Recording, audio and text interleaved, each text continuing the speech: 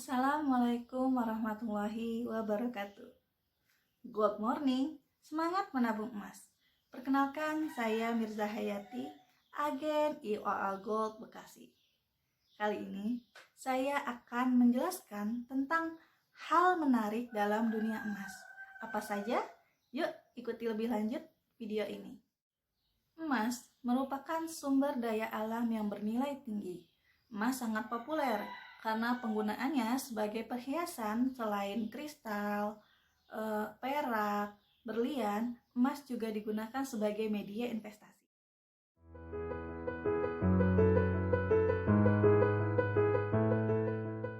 Fakta menarik terkait emas, yaitu emas memiliki dua hukum. Apa saja? Yang pertama, hukum reverse price atau harga balik, dan yang kedua, hukum pengalih.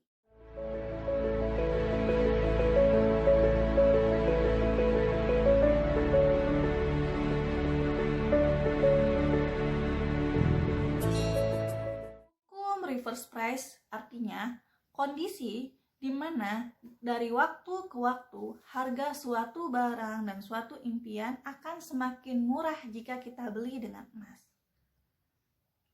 Ada banyak impian yang bisa kita beli nih dengan emas. Contohnya, biaya ONH, ongkos naik haji, umrah, membeli kendaraan, atau properti. Nah, saya akan menjelaskan mengapa menjadi lebih murah karena dibeli dengan emas. Yuk, ikuti penjelasannya berikut ini. Contohnya pada reverse price, yaitu biaya ONH. Biaya ONH pada tahun 2005 itu sebesar 23,5 juta. Harga emas pada saat itu adalah 135.000. Sehingga jika biaya ONH kita bagi dengan harga emas, maka kita akan dapat jumlah gramasi emas, yaitu 174 gram. Jadi pada tahun 2005 kita butuh emas sebanyak 174 gram untuk biaya ONH.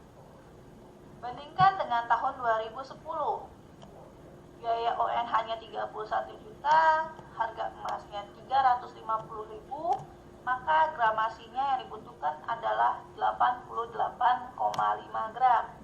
Sudah mulai mengalami penurunan nih jumlah gramasi emasnya. Di tahun 2015, jumlah gramasi yang kita butuhkan adalah 62,9 gram. Sama cara berhitungnya, dari 34 juta dibagi 540.000. Sekarang di tahun 2020 diperkirakan biaya ongkos naik haji adalah 35,2 juta. Dengan harga emas per gramnya rata-rata adalah 1 juta, maka jumlah gramasinya yaitu 35 gram saja.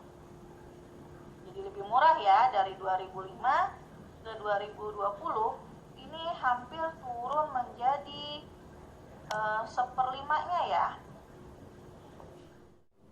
Untuk biaya umroh, sebagai contoh di tahun 2017 biaya umroh itu adalah 21 juta.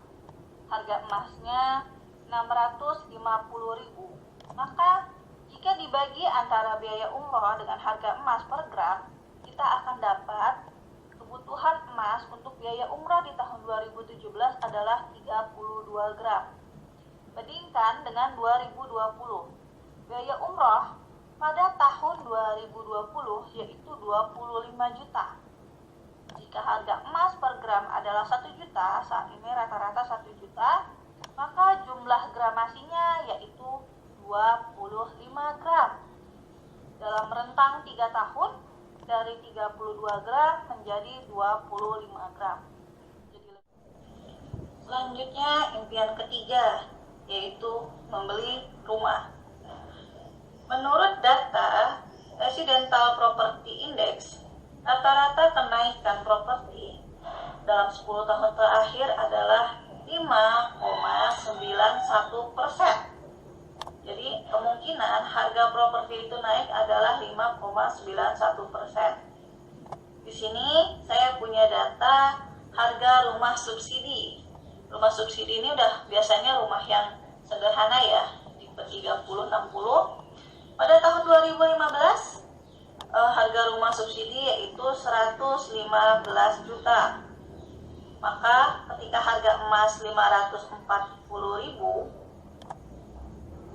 akan diperoleh jumlah gramasi emas yaitu sekitar 213 gram.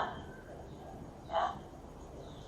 Nah, bandingkan ketika di tahun 2016, 2017, 2018, 2019 harga rumah subsidi terus menaik ya, mengikuti persen kenaikan sekitar 5,91%, maka di tahun 2020 perkiraan rumah subsidi itu harganya sekitar 153 juta. Ketika harga emas 1 juta, maka jumlah gramasinya hanya 153 untuk mencapai impian membeli properti, yaitu rumah. Semakin besar biaya rumahnya, jumlah emas yang dibutuhkan juga semakin mahal. Tapi ini mengalami penurunan ya, jumlah gramasi emas. Harga meningkat, tapi jumlah gramasi emasnya terus menurun. Impian yang keempat. Harga mobil pada tahun 2015 adalah 233 juta rupiah. Jika harga emas saat itu adalah 540.000 per gram, maka kita bagi hasilnya diperoleh gramasi yang dibutuhkan untuk membeli impian yaitu 431,5 gram.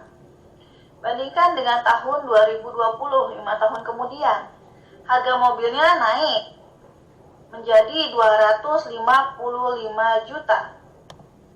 Harga emas naik juga menjadi 1 juta per gram. Tapi gramasi emas yang dibutuhkan untuk membeli impian justru turun menjadi 255 gram saja. Manfaat kita tahu tentang reverse price atau harga balik yaitu memotivasi kita untuk semangat dan konsisten menabung emas. Karena dengan menabung emas, impian kita akan lebih mudah tercapai dan lebih hemat secara biaya ketika kita melakukan dan menabung dengan emas. Kira-kira apa sih penyebabnya terjadi reverse price? Penyebabnya adalah semakin lama harga emas itu akan semakin mahal, semakin tinggi. Sementara daya beli akan semakin menurun. Untuk itulah kita perlu konsisten menabung dengan emas dan yakin bahwa impian kita akan lebih mudah tercapai ketika kita menabung dengan emas.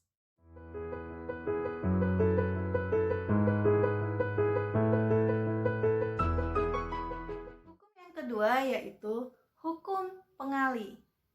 Hukum pengali di sini merupakan suatu kondisi di mana semakin banyak emas yang kita miliki, maka akan semakin banyak pula keuntungan dan manfaat yang akan kita dapatkan ketika terjadi perubahan. Perubahan apa di sini? Yaitu perubahan ketika harga emas naik maupun perubahan ketika harga emas turun. Yuk simak lebih lanjut melalui gambar berikut ini. Selanjutnya adalah hukum pengali dari keuntungan. Pada tanggal 9 September 2020, harga 1 gram emas yaitu 1.026.000. Jika saya memiliki 100 keping emas seberat 1 gram, maka total aset yang saya miliki adalah 100 dikali 1.026.000 sama dengan 102.600. Dan pada tanggal 10 September 2020, harga emas 1 gram meningkat 10.000 menjadi 1.036.000. Maka total aset yang saya miliki adalah 100 keping dikali harga 1 gram yaitu 100 dikali 1.036.000, maka total aset akhir yang saya miliki yaitu 103.600.000. Jika emas naik dalam satu hari sebesar 10.000 per gram, maka total dapatkan dari 100 keping emas adalah 1 juta per harinya. Contoh lain dari hukum pengali, semakin besar manfaatnya jika harga emas meningkat. Pada bulan April 2017, saya punya uang sebesar 15 juta. Jika saya simpan di dalam rekening bank saya, maka uangnya akan berubah dari 15 juta di bulan Agustus 2020 menjadi 14.900.000. Sisanya biaya bank, admin, dan sebagainya. Tapi, jika pada saat saya mempunyai uang 15 juta itu, saya konversi langsung dengan emas. 15 juta dibagi dengan harga emas saat bulan April itu adalah 591.000, maka saya punya emas seberat 26,7 gram. Selanjutnya, pada bulan Agustus 2020 harga emas itu 1.050.000. Ketika saya jual, maka nilai tabungan akhir saya itu 28 juta. Kalau dia dalam bentuk uang saja hanya 14,9 juta. Kalau dalam bentuk emas menjadi 28 juta. Kira-kira kalau biaya umroh di bulan Agustus 2020 adalah 25 juta, maka untuk saya bisa mengikuti umroh, kira-kira uangnya lebih baik saya tabung dalam bentuk emas atau tetap dalam bentuk rupiah ya? Kayaknya jawabannya dalam bentuk emas. Oke. Menabung emas akan membuat impian Anda lebih cepat tercapai. Ketika harga emas naik, maka teman-teman mendapatkan dua keuntungan. Keuntungan yang pertama, kenaikan nilai aset, di mana aset yang teman-teman miliki semakin tinggi nilainya. Dan yang kedua, manfaatnya adalah keinginan dan cita-cita yang teman-teman inginkan lebih mudah tercapai. Selanjutnya, bagaimana jika harga emas turun? Berikut simulasinya. Bagaimana jika harganya turun? Pada bulan April 2017, saya punya uang 15 juta. Jika saya simpan sampai bulan Agustus 2020, maka uangnya menjadi 14.900.000. Yang 100.000 hilang karena adanya biaya admin dan potongan-potongan lainnya. Tapi, kalau saya ubah tabungan yang 15 juta ini pada bulan April 2017 itu menjadi emas, dengan harga emas 591.000, maka saya akan peroleh besar gramasinya yaitu 26,7 gram. Ketika di bulan Agustus itu harga emas 1.050.000, maka saya akan dapat sekitar 28 juta tabungan akhirnya. Tapi kalau saya menjualnya di bulan September 2020 di mana harga emas turun 1.026.000, maka nilai aset yang saya punya yaitu 27,394.000, ya 27.394.000, yang harusnya 28 juta menjadi 27.394.000. Rugi nggak kira-kira nih? Kalau dibandingkan dengan Agustus, harga September rugi. Tapi coba bandingkan dengan aset awal yang kita miliki. Yang awalnya kita miliki hanya 15 juta menjadi 27.394.000. Jadi siapa yang rugi? Yang rugi itu adalah orang-orang yang menyimpan asetnya dengan uang rupiah karena tidak mengalami kenaikan aset. Sementara daya belinya akan semakin turun. Untung dong ya menabung emas. Betul, karena modal yang kita beli akan lebih rendah dari nilai aset akhir. Ketika harga emas turun, maka teman-teman juga akan mendapatkan dua hal. Yang pertama, berkurangnya nilai aset, dan yang kedua, impian teman-teman terjaga dari inflasi. Semua sebab adanya faktor pengali. Baik, teman-teman, terima kasih sudah menyimak video ini. Terima kasih sudah mendengarkan banyak penjelasan dari saya. Semoga bisa memberikan manfaat. Sampai jumpa lagi di video yang akan datang. Assalamualaikum warahmatullahi wabarakatuh.